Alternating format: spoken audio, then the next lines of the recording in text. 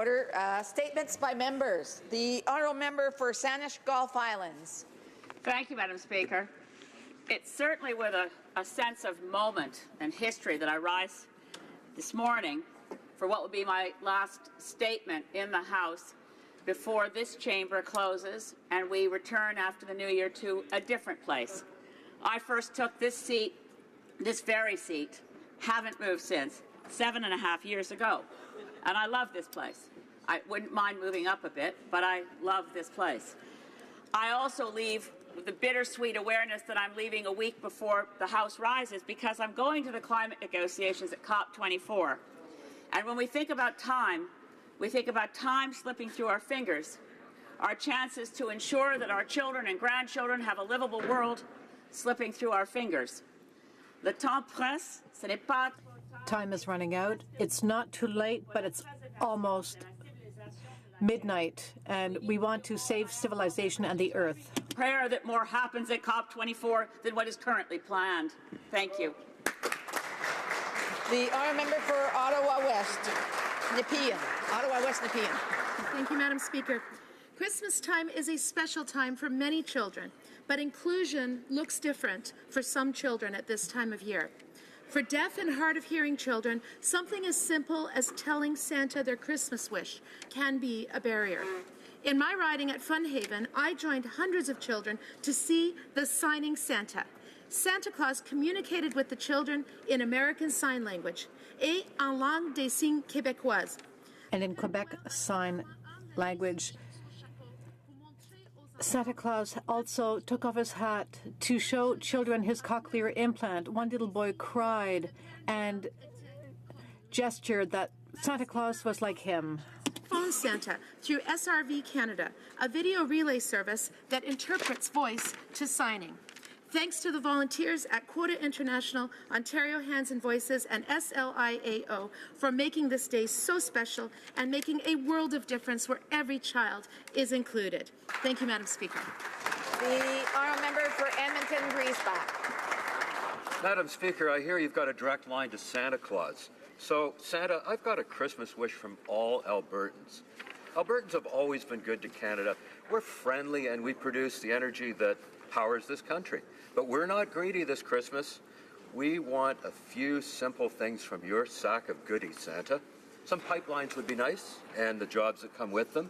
Scrapping the carbon tax would help. And we'd like new governments in Alberta and Ottawa. We've been good, Santa, just like your elves.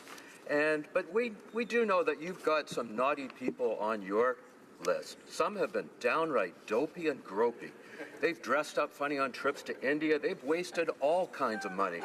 And they're bringing in a carbon tax to punish all the good boys and girls out there. Like the Grinch himself, these people deserve a big lump of coal.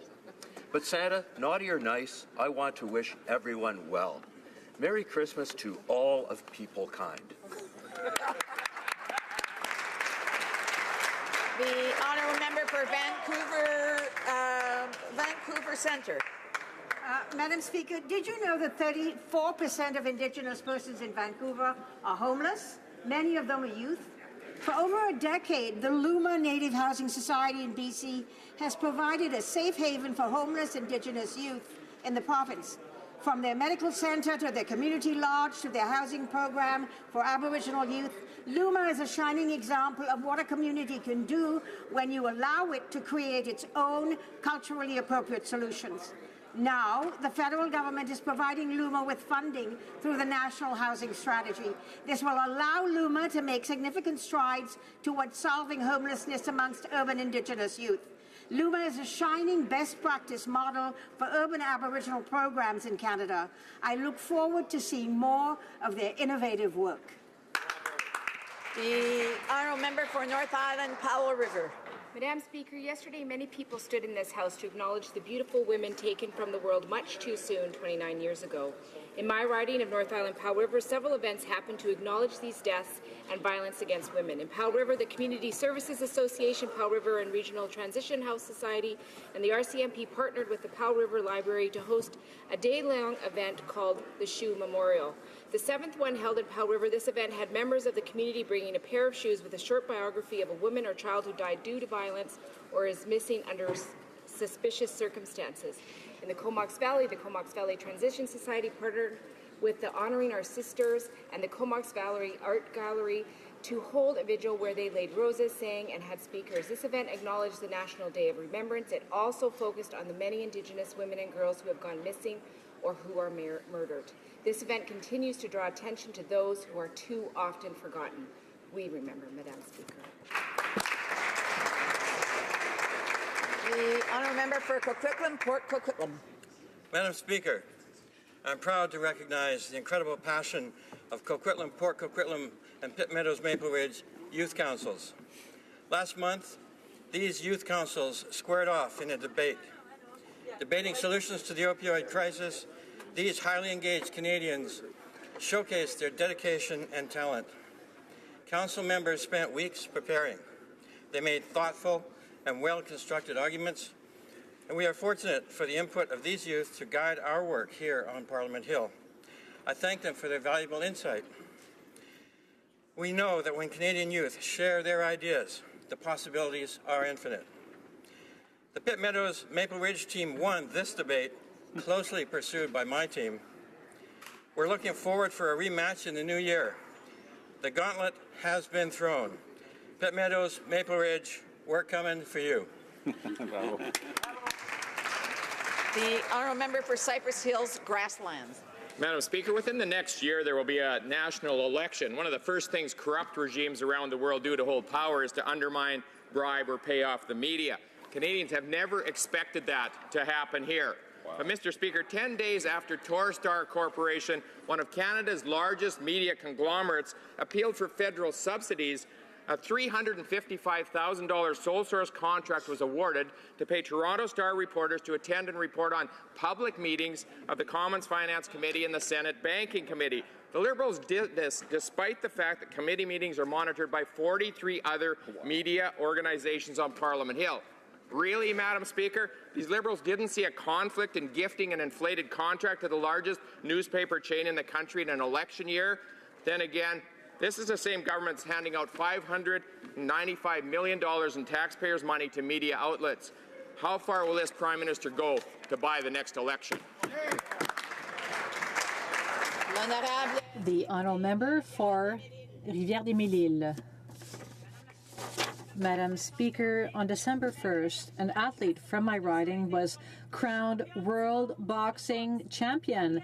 Marie-Ève Dicker, a 32-year-old woman from Saint-Eustache, was facing a boxer from Uruguay in a fight at the Casino de Montréal. Her coaches described the fight as one of the best performances of her career.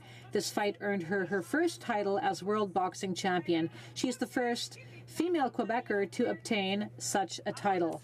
And before she started boxing, this athlete had been doing karate since the age of 6, and she's now a 5th Dan black belt and world champion in karate. Marie-Ève is an inspiration to girls and young women in her region and also across Canada. Her desire to promote her sport is more than commendable. I'm very proud to have such an athlete, a rising star in boxing, in my riding. Congratulations, Marie-Ève. Say hello to your colleagues and happy holidays. The honourable member for Alfred-Tella.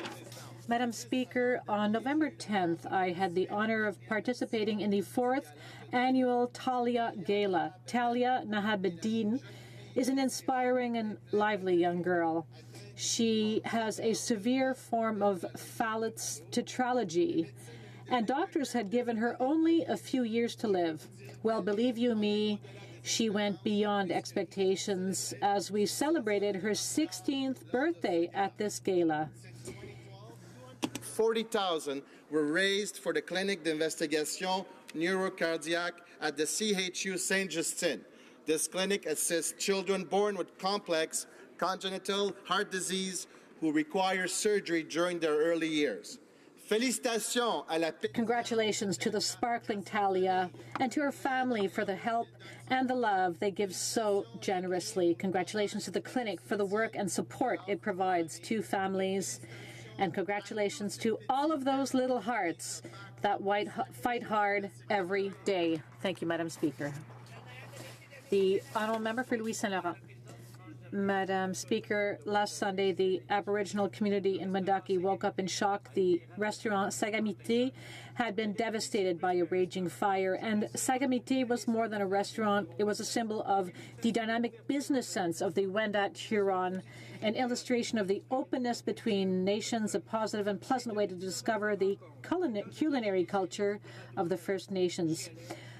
I've held countless meetings there whenever I hosted elected officials or diplomats. I took them to Sagamit, and about 40 people worked there, and it was run by a seasoned businessman and an attentive family man, Steve Gros-Louis.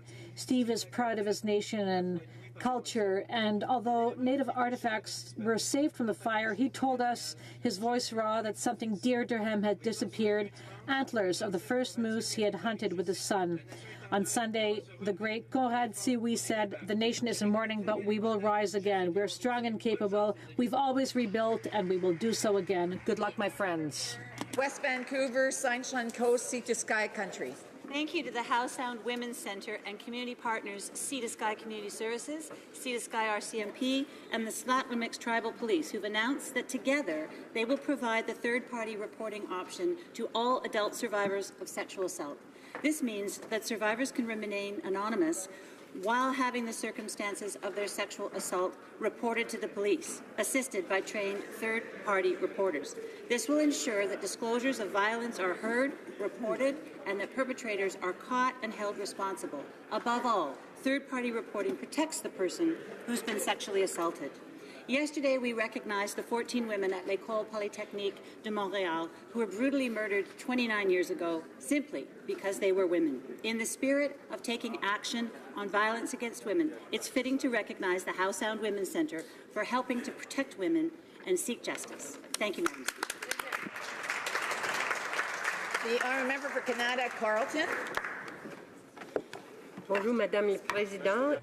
Thank you, Madam Speaker. That I rise today to celebrate the people and communities in my riding and right across this great country.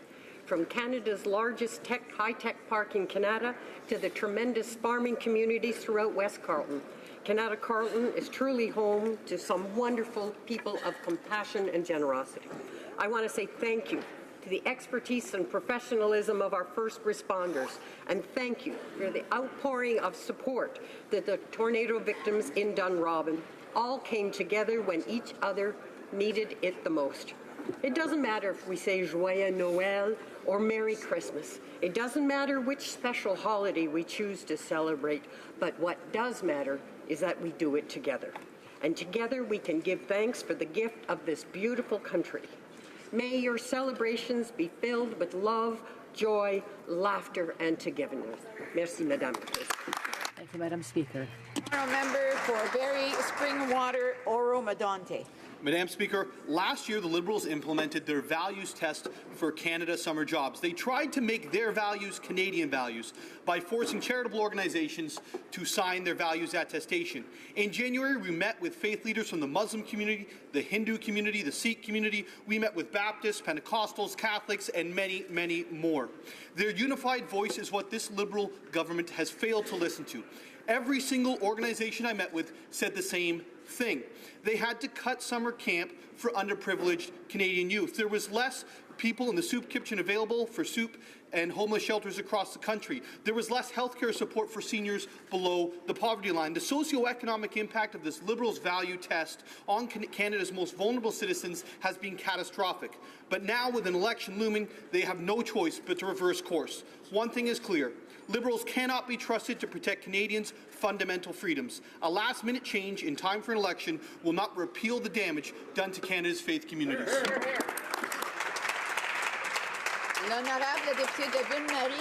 The honourable member for Ville-Marie, le Sud-Ouest, Île-des-Sœurs. Mohawk code talker and hero, 96-year-old Levi Oakes, Bear Clan of Snai Akwesasne. Technician 4th grade Oakes enlisted at the age of 18 in the United States Army and served with honor and distinction for 6 years with B Company 442nd Signal Battalion, active in the South Pacific, New Guinea, and Philippines theaters. For his service, he was awarded the Silver Star, the third highest military combat decoration of the United States, and for his service as a code talker, a United States Congressional Silver Medal. Indigenous code talkers are known the world over as having the only unbroken code in history. In respect of his service, Levi kept utter silence until a couple years ago, and only upon receiving written confirmation that he would be allowed to discuss it. Indigenous languages served our country and our allies at a time when we needed it most, and for this, we are eternally grateful. As Mr. Oakes repeated to me when I visited him in his house in May, Chinikasaste neonkowana. The language is strong. Yongoa, Levi.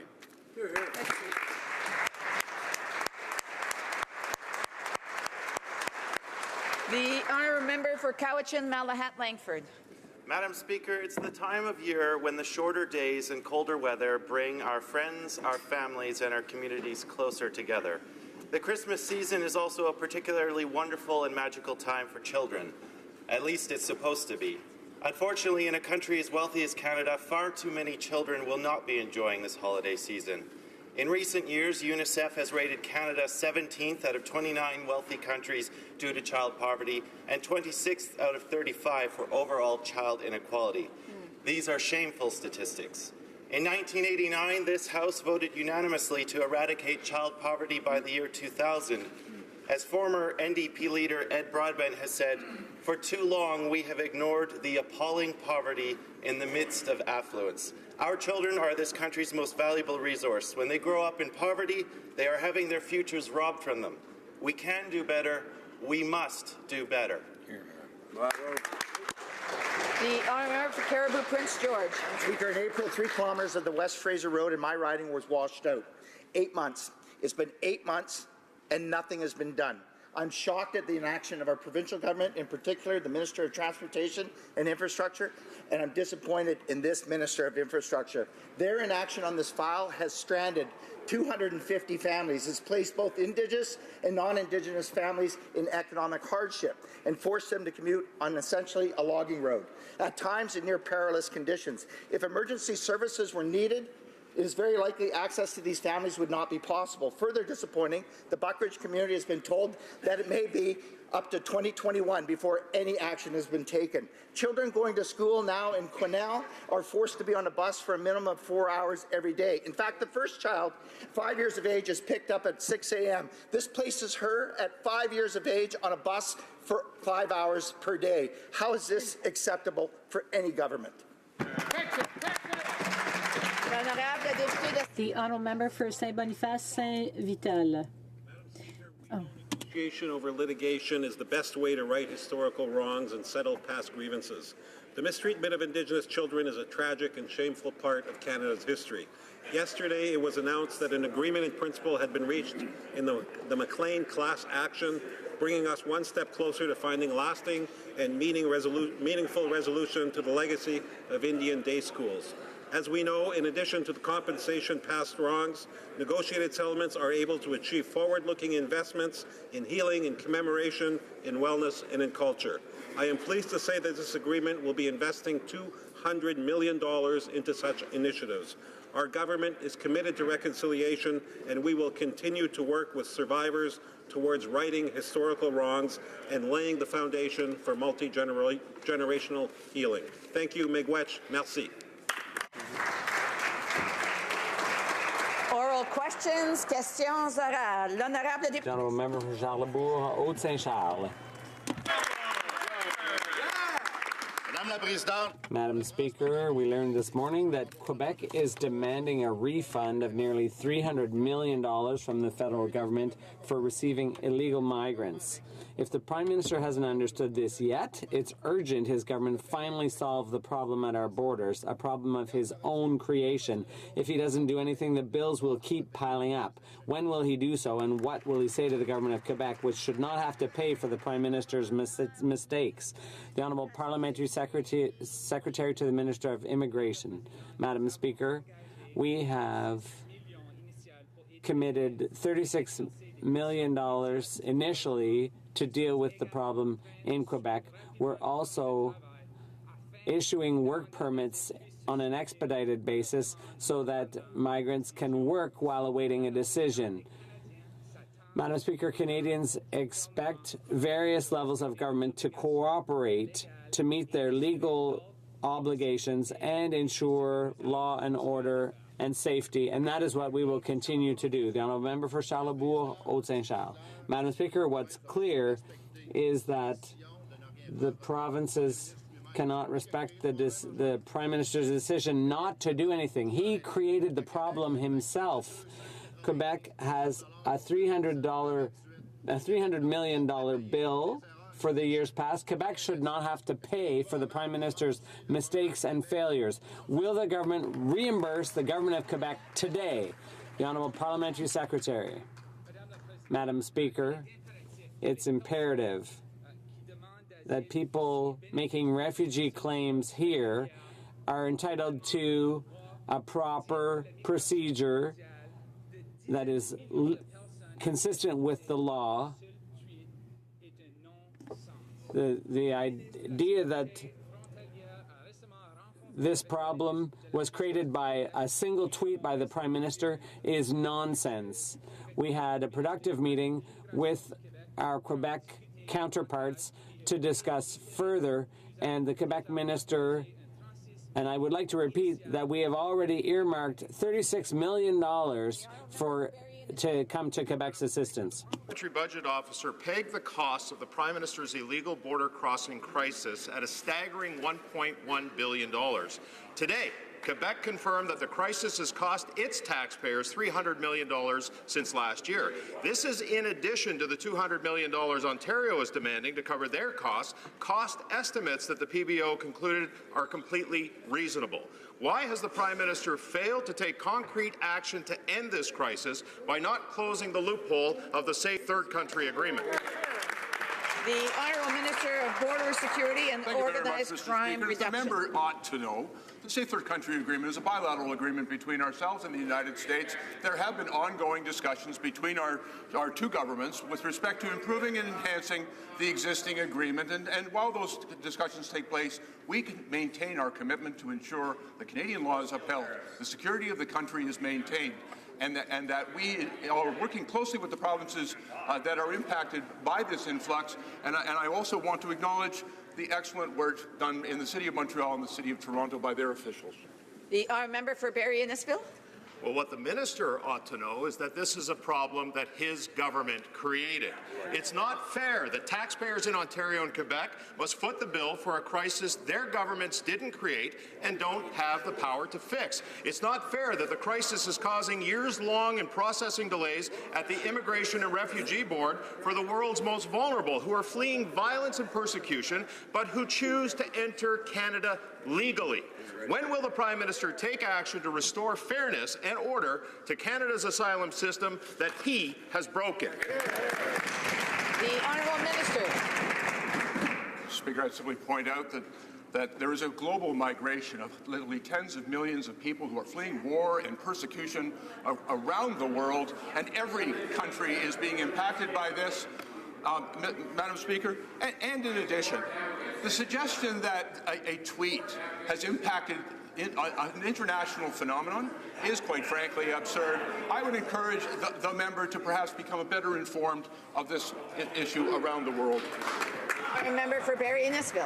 Last time we checked, Madam Speaker, there wasn't a war going on in upstate New York. This is a failure of epic proportions, a social and financial debacle that is damaging Canada's reputation as safe refuge for the world's most vulnerable, with a fair, compassionate, orderly, and legal immigration and refugee system. The Prime Minister needs to fix this mess he's created. But in the meantime, he can't keep downloading the cost of illegal border crossers onto the provinces. When will the Prime Minister finally take some responsibility? Why should the taxpayers of Ontario and Quebec pay for his crisis? The Honourable Minister. Madam Speaker, let me tell you what we will not do. We will not do what the Conservatives did during their tenure when 230,000 people came to this country seeking asylum. And what did they do, Madam Speaker? They cut the budget of CBSA and they cut the budget of those agencies and departments responsible for managing this migration. And then, Madam Speaker, they went a step further. they cut health care for those same individuals, for those families and for those children and for their children. A move that our courts described as cruel and unusual. The honourable member for North Island, Powell River. Speaker, today the UN Committee Against Torture released a report confirming what we've known all along. Indigenous women continue to be coerced into sterilization in Canada. Wow. This is sickening. While the Liberal government continues to speak their empty talking points, Indigenous women in this country are still subjected to the harm of ongoing colonialism and systemic discrimination.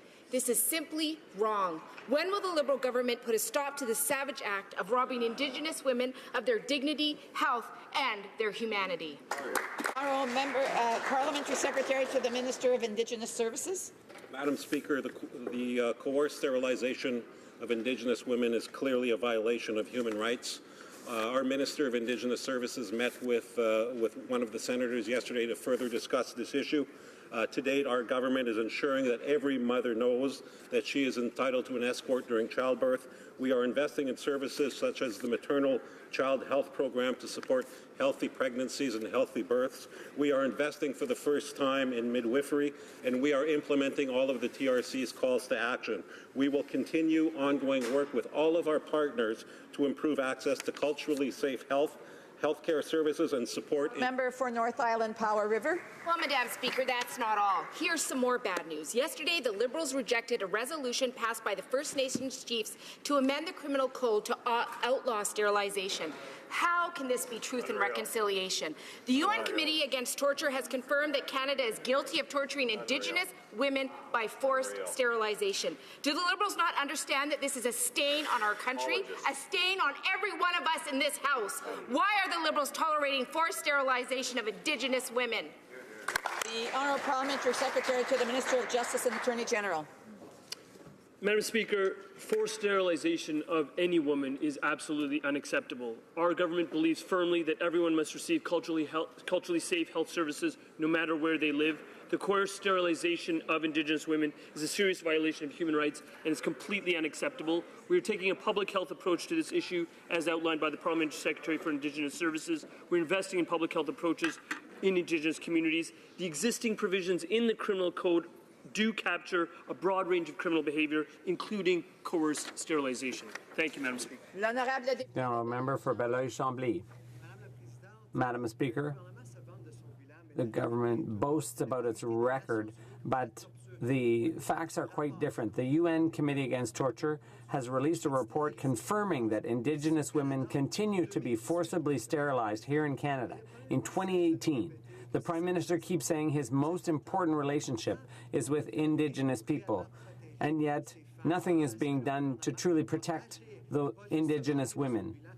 Is this government going to do something to put an end to these dehumanizing practices? The Honourable Parliamentary Secretary to the Minister of Indigenous Services. The forced sterilization of certain Indigenous women is a human rights violation.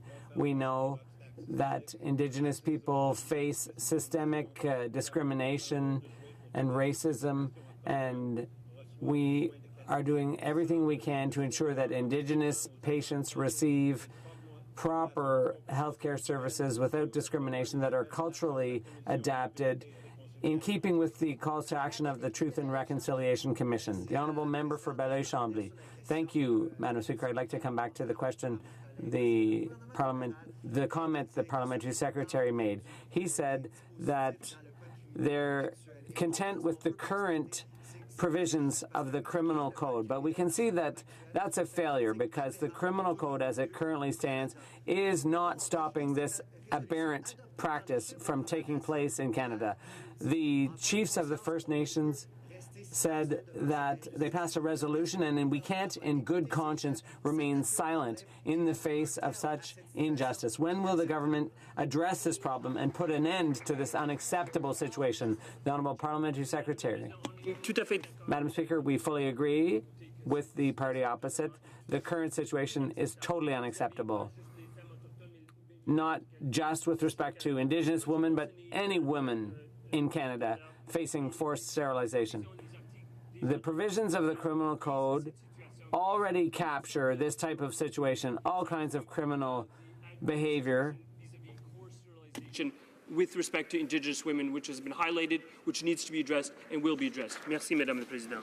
The honourable member for Calgary Rocky Ridge. Madam Speaker, last week the Minister of Natural Resources questioned the intelligence of anyone who thinks that it was the Liberals that killed Northern Gateway. Well, of course it was the Liberals, Madam Speaker. They killed it with a shipping ban and a ministerial order. The Prime Minister had always opposed Northern Gateway in opposition, and when he became Prime Minister, he killed it. Now they want to kill all future pipelines with the No More Pipelines Bill, C-69. So will this minister apologize for questioning people's intelligence and kill Bill C-69? The honourable member for Minister for Natural Resources. Let's share some good news. What is happening in Alberta today? Alberta gained 36,500 new full-time jobs in the month of November. This month was the largest single month full-time job gains in Alberta on the record. As far as Northern Gateway is concerned, Madam Speaker, it was the Court of Appeal that overturned the decision made by the previous government under a flawed process that they followed. The honourable member for Saskatoon Grasswood. Madam Speaker, Bill C-69 heaps additional regulation and uncertainty on Canada's resource and energy sectors. This Liberal government policies are driving investors completely out of this country. It has a devastating effect on investor confidence, especially in my province of Saskatchewan and next door in Alberta. When will this Liberal government stand up to the Canadian energy sector and kill this Bill C-69? The Honourable Minister of Natural Resources. Well, Madam Speaker, we are focused on fixing a flawed process that led to a number of pipelines being not moving forward. 99% of Alberta's oil is sold to one single customer, which is the United States.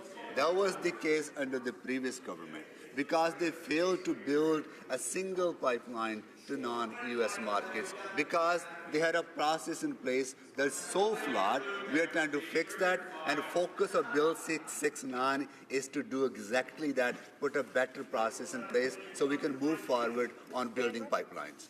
The honourable member for Cypress Hills Grasslands. Madam Speaker, my constituents are sick and tired of this Liberal government. They're sick and tired of exploding deficits. They're sick and tired of tax hikes. They're sick and tired of attacks on our way of life. How much further are these Liberals prepared to go to alienate Canadians before they realize the damage they have done? When will they kill Bill C-69, the bill that will kill energy development in Canada? The Honourable Parliamentary Secretary to the Minister of Environment and Climate Change. Madam Speaker, our government's moving forward with a plan that's going to help protect the environment and grow the economy at the same time. That includes an overhaul of our environmental assessment process to restore the confidence that was lost under 10 years of Stephen Harper's government. Madam Speaker, during that 10 years, 99% of the resources that were extracted in our natural resource sector were going to the U.S., and after 10 years, it remained that way today. We're moving forward with a plan that's going to incorporate the feedback of Indigenous peoples, protect our environment, and I note in particular the Assembly of First Nations just gave a ringing endorsement to this approach. The honourable member for Sturgeon River Parkland. Well, Madam Speaker, the Liberals have had 4 years to get the job done, and they haven't done anything on pipelines. Today in my riding, families are struggling to make ends meet. Food banks are running low, and this month families will choose between making their car payments or heating their homes. Now, the Prime Minister says that Canadians are better off under his plan, but his No More Pipelines bill, Bill C-69, is a threat to the livelihood of Canadians who work in the energy sector. When will the Liberals finally put families first and kill Bill C-69? The Honourable Minister of Natural Resources. Mr. Speaker, let me take the opportunity to correct the honourable member. We approved Enbridge Line 3. That is underway now. That will add 370,000 barrels per day capacity to get our resources to the U.S. On top of that, we are moving forward in responding to the court's decision on Trans Mountain Pipeline expansion in the right way, making sure that we are responding to the issues of marine safety, making sure that we are responding in a meaningful way to engage with Indigenous communities to deal with their concerns. The honourable member for Lakeland. Madam Speaker, 1.2 million barrels each day are flowing through pipelines approved by Conservatives. It's 0 new barrels for the Liberals. Today, the Prime Minister is meeting with the Premiers. Alberta, Saskatchewan, Manitoba, Ontario, and New Brunswick all want a west-to-east pipeline to bring Canadian oil to Canadian refineries and export to Europe. But the Liberals' No More Pipelines bill is standing in the way and will harm the livelihoods of hundreds of thousands of Canadians. So will the Liberals finally at least listen to the Premiers and scrap their No More Pipelines bill C-69? The Honourable Parliamentary Secretary to the Minister of Environment and Climate Change. Madam Speaker, I'm pleased to take this question on today of all days. I know that in particular, Statistics Canada reported this morning that the Canadian economy has added 94,000 new jobs in just the past month. One of the reasons that we're seeing this is because we're implementing smart economic policies, because we recognize that we can grow the economy and protect the environment at the same time. That's why we're moving with an overhaul of an environmental assessment process to ensure that projects move forward in the right way. After 10 years of governance under Stephen Harper, Canadians lost faith that the environment would be protected and rejected development projects on that basis. We are moving forward with a plan that's going to see our economy grow and our environment protected. The honourable member for Lakeland. I asked the Minister of Natural Resources, and he should answer my questions. The fact is that almost 500,000 barrels per day flow to new markets through pipelines approved by Conservatives. More than 8,000 kilometres of pipelines were built under Conservatives, while these Liberals, they've already blocked 7,000 kilometres of pipelines, and they haven't added a single new inch. The Bank of Canada governor says the value of Canada's oil and gas sector shrunk by 42% since the Liberals were elected. That's a crisis they created. And their No More Pipelines Bill C-69 will cripple the industry. Will they scrap the No More Pipelines Bill C-69? The Honourable Minister of Natural Resources. Mr. Speaker, I think it is appropriate that members should know that one of the pipelines they cite as being built under their tenure was actually built in 1976. All they did was reverse the flow of the pipeline. If that is their record, that clearly demonstrates how they have failed to get anything done. We are moving forward on building the pipeline capacity by approving the Enbridge Line 3, as well as moving forward on Trans Mountain Pipeline expansion in the right way. Bravo. The honourable member for Victoria. According to a Department of Public Safety report, fully 86% of participants agreed the government should completely wipe out, not merely suspend, criminal records for minor offences, particularly convictions for cannabis possession. 500,000 Canadians have criminal records for this. They continue to face significant barriers to employment and housing for an activity that's now entirely legal. These Canadians deserve freedom, not forgiveness. Will the Liberals commit to expunging criminal records for cannabis possession? The Honourable Parliamentary Secretary to the Minister of Public Safety and Emergency Preparedness. I'd like to thank the honourable member for his advocacy on this issue and this question. Removing the stigma of a criminal record for people who have shown themselves to be law-abiding citizens and encouraging their reintegration enhances public safety for all Canadians. Individuals who have previously criminalized for simple possession of cannabis should be allowed meaningful participation in their communities, good, stable jobs, and become fully contributing members of society. That's why the Government of Canada intends to offer specific recourse, allowing individuals to immediately apply for pardon after completing their sentence and making it free to apply. The honourable member for Victoria. Yesterday, I stood in Parliament with leaders from the John Howard Society. They said pardons do not provide enough protection for people with criminal records. They said this: if people's convictions are expunged rather than pardoned, they'll be able to respond no to any questions about their criminal history, no matter how the question's phrased. The government admits Black and Indigenous Canadians have been disproportionately burdened with criminal records for possession. The application of this law has been fundamentally unjust. So will the government do what's just by erasing their records? The Honourable Parliamentary Secretary. Thank you, Madam Speaker. Madam Speaker, pardon is a very effective tool. It's cheaper, it's faster, there is no fee, there is no wait time, the record is sealed and segregated, and it can only be reopened only in extraordinary circumstances, such as committing another offence. The effect of a pardon is protected by the Canadian Human Rights Act. Thank you. L'honorable député de Carleton. The honourable member for Carleton. This government has given Canadians a wage cut. The data out just today shows that inflation is rising twice as fast as wage growth. And that's before the average tax increase of $800 for a Canadian family. And then in January, the carbon tax will take effect. That will add, in the short term, 11 cents a litre to gas, $250 to a home heating bill. Will the government tell us what will be the full price of the carbon tax when it is completely implemented in the year 2022? The Honourable Parliamentary Secretary to the Minister of Environment and Climate Change. Madam Speaker, the report to which the honourable member refers actually points out that 94,000 new jobs were added to the Canadian economy just last month. That brings the total of full-time jobs up to almost 700,000 since we took office. At the same time we're growing the economy, we are moving forward with a plan to protect our environment that will put a price on pollution, the details of which are transparent and on our website, that will actually leave middle-class families better off. If the honourable member doesn't accept the answer from me, I suggest he talks to Stephen Harper's former Director of Policy, who can confirm that this is the case. The honourable member for Carleton. Accept, Madam Speaker. The report he talked about today shows that wages only went up 1.2%, while inflation is 2.4%. In other words, the cost of living is rising twice as fast as wages, which is a real wage cut for Canadians.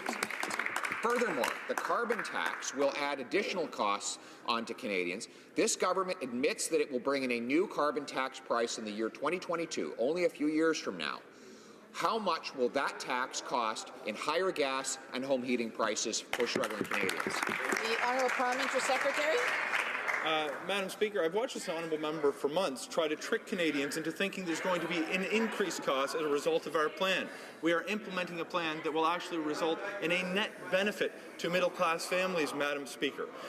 When we're moving forward with a plan, it's actually a feature of our federal law that this money goes back into the pockets of families. And I will watch very closely in the next campaign when this honourable member campaigns on a commitment to take that money from the families in his community.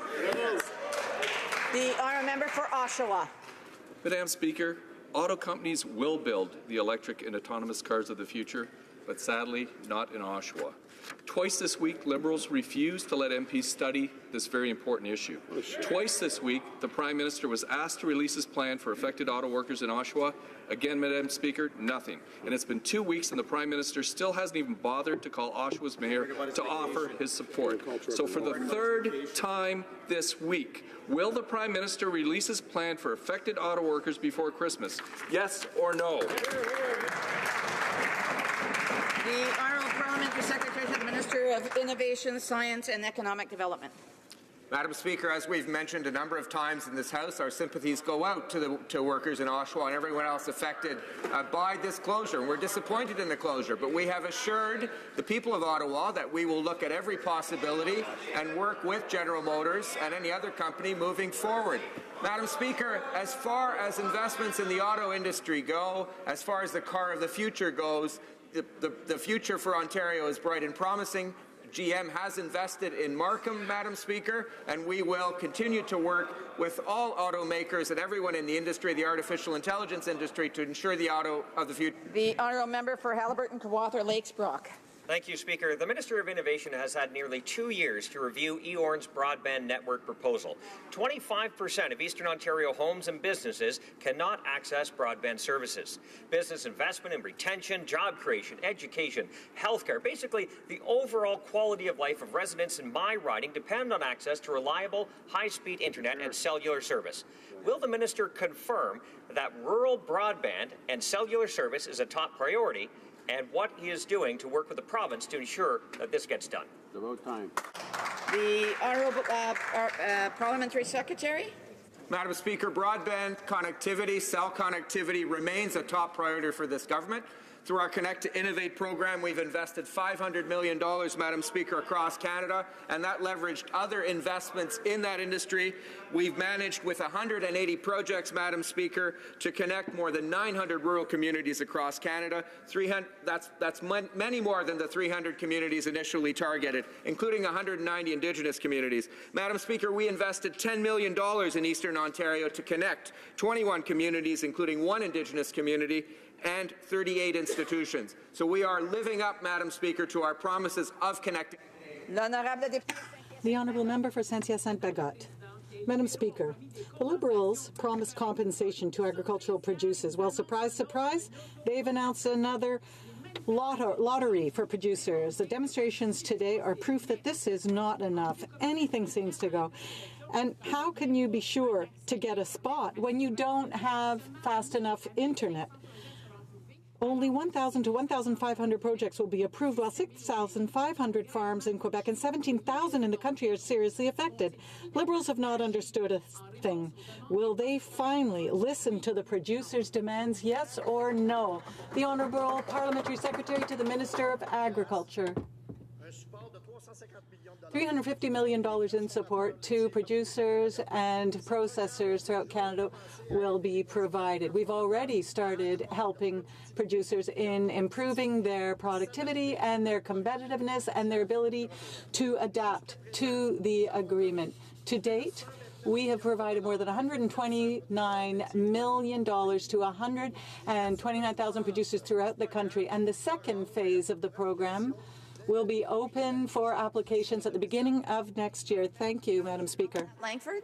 Madam Speaker, last week the Liberals promised they wouldn't agree to the U.S. oversight clause in the USMCA, but sure enough, they signed the agreement with the clause included. American oversight of our Canadian dairy system undermines our food sovereignty and betrays our farmers. This is the third time Liberals have signed an agreement giving away access to our domestic dairy market, and now Americans can dictate our dairy policies. Is this government unable to keep its promises, or do they just not care about our farmers, producers, and supply management system? Parliamentary Secretary to the Minister of Foreign Affairs. Thank you, Madam Speaker. Our government has defended our supply management system from strong American attempts to see it dismantled.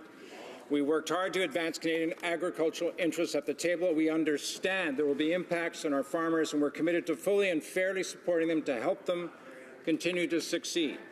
The dairy working groups have been announced.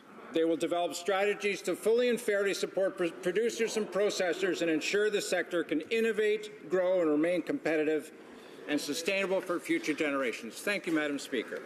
The honourable member, The Honourable Member for Hull-Aylmer. Madam Speaker, in 2015, Canadians, after 10 years of cuts, were faced with a clear choice. Continue the austerity approach that cut jobs, continue the tax breaks that only benefited the rich. Better choice. We invested in hard-working Canadians to support and create opportunities for the middle class and those working every day to join it. Le secrétaire parlementaire. Can the Parliamentary Secretary tell the House how our plan will benefit Canadian workers? The Honourable Parliamentary Secretary to the Minister of Finance. Thank you very much, Madam Speaker, and I'd like to thank the member for Hull-Aylmer. It's true that for 10 years under the Conservatives, we saw the worst economic results in almost all areas over that decade. The Conservatives still have no plan for the economy, but we have had very encouraging reports. Jobs that have been created in this country, and the unemployment rate, Madam Speaker, fell to 5.6%, the lowest level recorded. More Canadians are working, our economy is the strongest in the G7, and because of our plan, the average Canadian family will have $2,000 more. The honourable member for Central Okanagan, Similkameen Nicola. Speaker, another day, another ally taking a stand against Huawei with the news that Japan will ban them from government contracts. BT in the UK is also removing all Huawei tech from their existing mobile network. For months, we have been asking the government to stand with Canadians and protect their cybersecurity. Why do the Liberals keep refusing to do the right thing, ban Huawei from our next generation of 5G technology? Honourable Parliamentary Secretary to the Minister of Science, Innovation and Economic Development. The government takes the security of Canada's telecommunications networks very seriously. We've invested more than $725 million to fund a new national cybersecurity strategy to ensure secure and resilient cyber systems and encourage innovation. The Communication Security Establishment, Madam Speaker, has provided advice and guidance on the 4G network, and they will continue to do so on the 5G network. Together with Canadian international partners, Canada's National Security Agency are constantly working to identify threats, and will continue to listen to their advice. Thank you. The honourable member for Central Okanagan, Similkameen Nicola. Madam Speaker, if the Liberals want us to believe that they take cybersecurity of Canadians seriously, they should just simply take action and ban Huawei. Chinese law demands that this company cooperate with the Chinese government and spy on Canadians. How many more allies and experts have to raise this as a crisis before the government does the right thing and bans Huawei from our 5G network? Honourable Parliamentary Secretary to the Minister of Innovation, Science and Economic Development. Once again, let me reiterate and reassure everyone in this House as well as Canadians that we will never compromise our national security. We will listen to our national security agencies, we will take their advice, and we will move forward. Balanced with that, Madam Speaker, is the fact that we are investing in telecommunications services, which we promised Canadians we would do in order to improve quality coverage and services no matter where they live. 5G is an important part of that picture. Madam Speaker, we'll take the advice of our national security agencies, who will give us the same kinds of advice on 5G that they did on 4G. The honourable member for Edmonton Manning. Madam Speaker, in June, this House voted in favour of our motion to label the Iranian Revolutionary Guard as a terrorist entity. It has been reported that one of the RGC commanders had been ordering hit squads to kill politicians in Iraq that the Iranian regime disapproves of. At the same time, they are holding a Canadian permanent resident in a notorious prison, despite the regime's own acknowledgement that there is no evidence. Why haven't the Liberal have listed the Iranian Revolutionary Guard as a terrorist entity? The honourable Parliamentary Secretary to the Minister of Foreign Affairs. Thank you, Madam Speaker. We will always defend human rights and hold Iran to account for its actions. The focus of any discussions we have with the government of Iran are ensuring that equitable and just returns are ensuring that we maintain the focus on human rights and make sure that those citizens who are unjustly detained are returned. Our government is committed to holding Iran to account for its violations of human and democratic rights. Thank you, Madam Speaker. The honourable member for Montmagny-Lillet, Kamouraska, Rivière-du-Loup. Thank you, Madam Speaker. I had the pleasure of going to Abitibi last week, where many stakeholders in Rouyn-Noranda and Val-d'Or and many other areas shared their concerns about NAV Canada's plan to eliminate night air traffic controllers for our area. Could the minister reassure the people of Abitibi and tell them clearly that they will not allow NAVCAN to put their safety in the hands of robots just to save a little bit of money, Madam Speaker? To the Minister of Public Safety and Emergency Preparedness. Thank you to my colleague for the question. The safety and security of our transportation area is a priority. Transport Canada is working with NAVCAN on this file to ensure that all operations of the airports are secure. NAVCAN is currently doing a second round of consultations with the communities, and no decision has been made on this file yet, but there is no question of cancelling nighttime flights. Mr. West. The CRTC has launched proceedings to create an Internet Code of Conduct to protect consumers. The problem is, without warning and little notice, they have put the public and experts on an impossible timeline to contribute meaningful input. Even worse, the CRTC is withholding crucial information to allow experts to do their job. The CRTC's irrational approach has become a debacle. Are the Liberals really serious about consumer protection, or is this process smoke and mirrors? Will the minister extend the deadline to allow the public and experts reasonable time to make submissions to the CRTC and ensure a code of conduct is done properly? The Honourable Parliamentary Secretary to the Minister of Innovation, Science and Economic Development. Madam Speaker, I thank the honourable member for his question. The CRTC has a long track record, Madam Speaker, of consulting Canadians and of and of working well within the areas of its jurisdiction, including telecommunications and consumer protection. We have every confidence, Madam Speaker, that it will continue to do so. The Minister is aware of this process, and we will continue to watch it. Thank you. The Honourable Member for Longueuil-Saint-Hubert. I have a very specific question. Yesterday, the leaders of the NDP, the Bloc and the Green Party came together to extend a hand to the entire House of Commons because it is time to recognize the dire urgency of climate change. We don't have time to argue. We have to set aside partisanship and put in a war effort to combat climate change. No single party can tackle this challenge alone. We have to come together and send a non-partisan message which could make all the difference. Will the Prime Minister accept to work in a non-partisan way with the other parties and call a leaders' summit to tackle climate change? People are watching. The Honourable Parliamentary Secretary to the Minister of the Environment and Climate Change. Thank the honourable member for the question. I'm pleased that just this past week had the opportunity to join him and others from different parties at the All-Party Climate Change Caucus meeting. Madam Speaker, I note in particular that we're sending a delegation to Poland with representatives from different parties as well. But while we're establishing a way to move forward, we are working on a plan that's actually going to protect our environment for future generations. We are phasing out coal more than 30 years ahead of schedule compared to the last government's plan. We're putting a price on pollution. We're investing in clean technology, making historic investments in public transit, and implementing over 50 measures that are going to make a meaningful difference so we can ensure our environment is protected for our kids and grandkids. Our member for Medicine Hat, Cardston Warner. Madam Speaker, the Prime Minister admitted that he knew in advance about the arrest of a Huawei executive. In other words, he was briefed. But yet the PM expects Canadians to believe he had no idea the RCMP were conducting an investigation into one of its own MPs. An MP whose name turned up on wiretaps regarding terrorist financing and drug money laundering. Will the Prime Minister come clean and admit that he failed to act after being briefed on an MP within his caucus being linked to organized crime? The Honourable Leader of the Government. Mr. Speaker, that member, as all members have been informed, the RCMP works independently of government.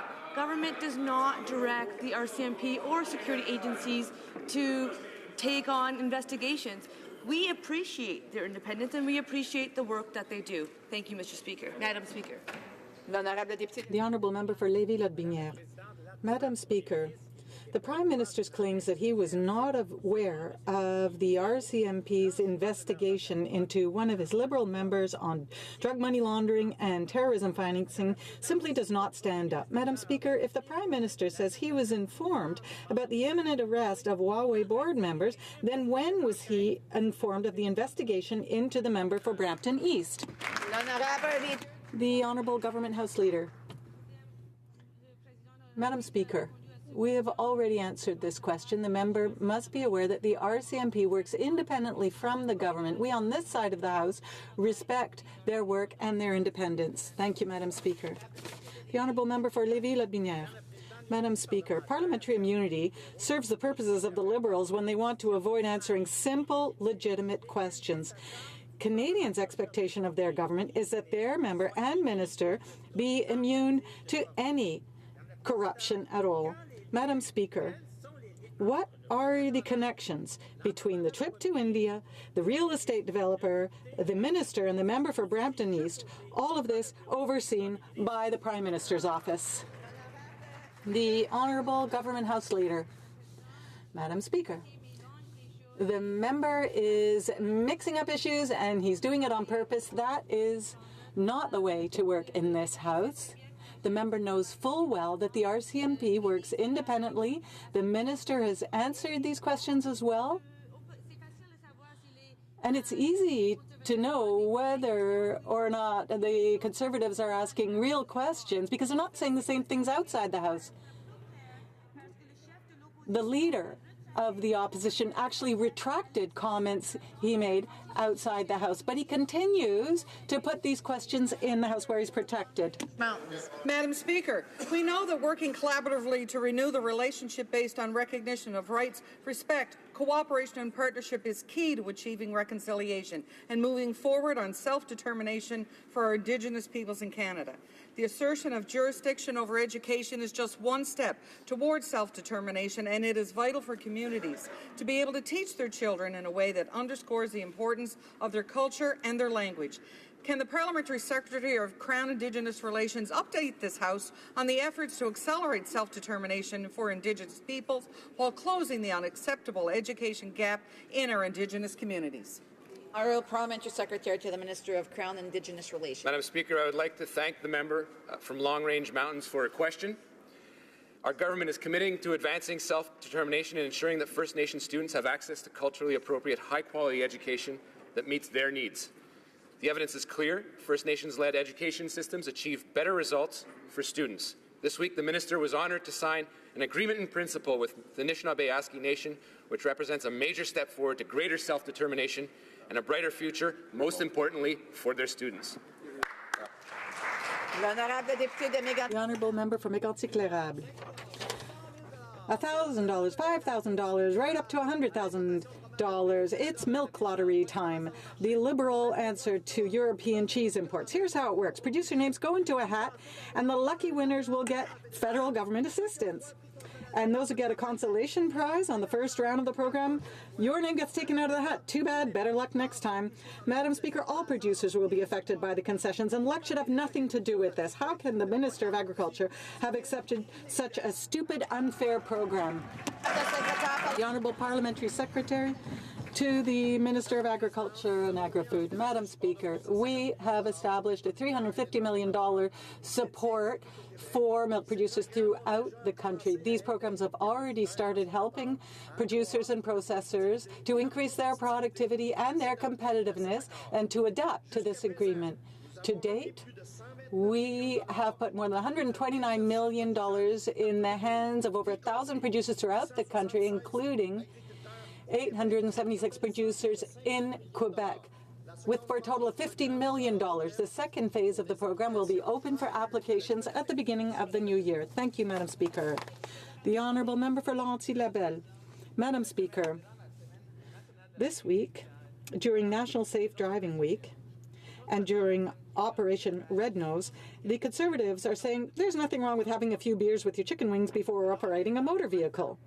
With the holidays fast approaching, can the Minister of Border Security and Organized Crime Reduction please inform the House what our government is doing to deter impaired driving? Thank you, Madam Speaker. Minister. The Honourable Minister of Border Security and Organized Crime Reduction. Speaker, I'd like to begin by thanking the member from Laurentides-Labelle for his important question, and I'd also like to acknowledge the outstanding work that he and his entire office performed with Operation Red Nose. Madam Speaker, tragically impaired driving remains the leading criminal cause of injury and death in Canada. And yet it is very clear that not everyone has gotten the message, and that's why it was particularly disappointing this week to hear the member from St. Albert, Edmonton, actually defending drinking and driving. Madam Speaker, our government is taking real action against impaired driving with the introduction of tough new measures which have the support of the Canadian Association of Chiefs of Police and Mothers Against Drink Driving. The honourable member for Caribou Prince George. Madam Speaker, 3 kilometres of the West Fraser Road in my riding has been washed out and impassable for 8 months. Over 250 Indigenous and non-Indigenous families are now put at risk. Children as young as 5 years of age are spending up to 5 hours per day on a school bus because this government can't get funding out the door. How is this acceptable for any government? The Honourable Parliamentary Secretary to the Minister of Agriculture. For bringing this matter to our attention. Obviously, we're going to be looking at it. As you know, through our historic plan investment in infrastructure. I was in BC recently, Madam Speaker. I was in Sycamus. We've been investing in British Columbia. We'll continue to invest. And I would invite the member to send me a note, and I'm quite happy to follow up with the member because people in British Columbia know that we care for them. They know that we care for the children, obviously, of British Columbia. And we'll do a follow-up on that, Madam Speaker, to provide him an answer. Thank you, Madam Speaker. The Honourable Member for Joliette. Thank you, Madam Speaker. The government isn't making sense. In the middle of COP24, when the entire world is organizing to tackle climate change, the Prime Minister is talking about buying 7,000 rail cars on the backs of taxpayers to export more tar sands oil. According to the lowest available public estimate, it would cost $840 million. Quebecers shouldn't have to put 1 cent into these oil cars when private companies are making so much profit on our backs? Will the government back down? The Honourable Minister of Natural Resources. Madam Speaker, we know that because of the price differential that we're facing in Alberta, there is a very dire situation that we need to deal with. So we're exploring all options that are in front of us, and we will continue to make sure that we do whatever action we take, we do it in the most safest and responsible way, keeping the safety of communities in mind as well. Thank you. The Honourable Member of Joliette. Well, Madam Speaker, according to the lowest available estimate, it will cost $840 million to taxpayers to give a gift of rail cars to oil companies who are amongst the richest in Canada. During that time, the government of Quebec has put out $300 million to take care of the migrants crisis that the federal government is just letting deteriorate.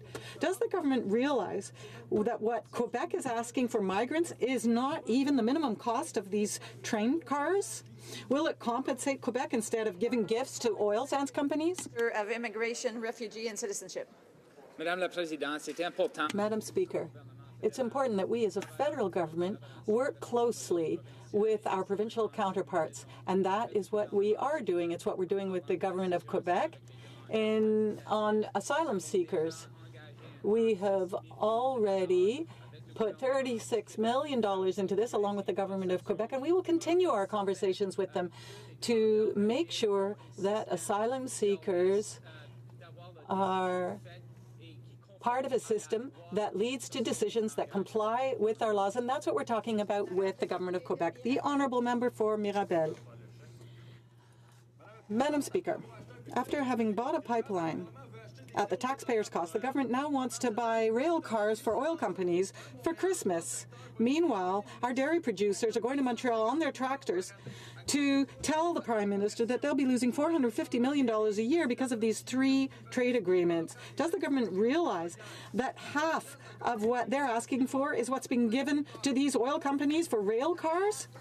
The Honourable Parliamentary Secretary to the Minister of Agriculture and Agri-Food. Madam Speaker, we committed to fully and fairly supporting supply-managed producers to help them be successful. We have had working groups along with producers and processors, and with producers and processors of eggs. Together, we will help our producers and our supply-managed processors to innovate, grow, and remain competitive and sustainable for future generations. Thank you, Madam Speaker. Thank you, Madam Speaker. Just as the world realizes that we have to leave fossil fuels in the ground, the Trump administration has its sights set on the Arctic National Wildlife Refuge. Something about those words should have given Trump a hint that you're not supposed to drill there. It's the place where the porcupine caribou are essential for their birthing grounds, their calving grounds. It's essential for the Gwich'in people on both sides of our border. What has the Government of Canada done to stand in the way of Donald Trump and his blind rush to develop the Arctic National Wildlife Refuge? The Honourable Parliamentary Secretary to the Minister of Environment and Climate Change. Thank you, Madam Speaker, and as always, it's a pleasure to discuss these issues with the Honourable Member from Saanich Gulf Islands.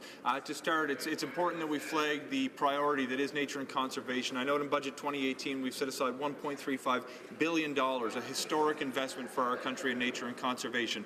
With respect to the National Wildlife Refuge in Alaska, the regulatory process has not started yet, but Canada will take part, and our submissions will be a matter of the public record. In particular, we have established measures to protect the porcupine herd on our side of the border, including the creation of 2 national parks. Madam Speaker, we're moving forward with a plan to save the caribou for future generations. The tabling of documents. Oh, is there a point of orders? The Honourable Parliamentary Secretary to the Minister of Innovation, Science and Economic Development has a point of order. Madam Speaker, in responding to the question earlier on from the member from Oshawa, I inadvertently misspoke and said Ottawa for Oshawa. I would ask that the record be corrected. I apologize. Is there another point of order? The Honourable Member for North Island, Powell River. Thank you very much, Madam Speaker.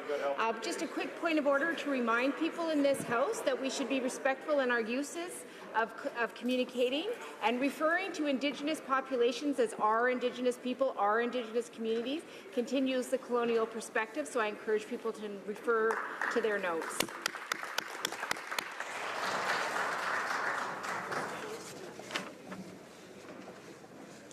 Tabling of documents. The Honourable Parliamentary Secretary to the Leader of the Government in the House of Commons. Thank you, Madam Speaker. Pursuant to Standing Order 36(8), I have the honour to table in both official languages the government's responses to 10 petitions.